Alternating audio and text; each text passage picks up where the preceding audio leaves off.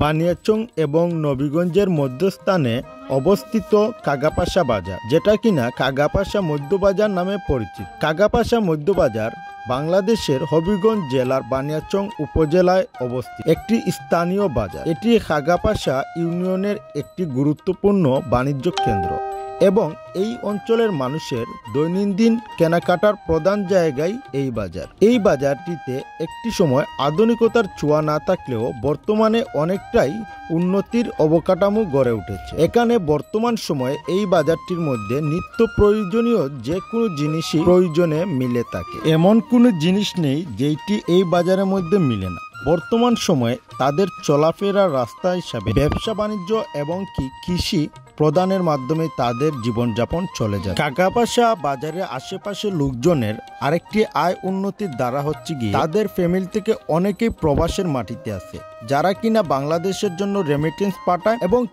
এই কারণে তাদের চলাফেরা আরো সহজ হয়। একটা সময় এই বাজারগুলো এতটা আয় উন্নতি ছিল না। এগুলা দেখে আসলেই ভালো লাগে। আমার একটাই অনুরোধ সবার কাছে, আসুন আমরা সবাই একসাথে মিলে আমাদের দেশ পরিষ্কার পরিচ্ছন্ন রাখি।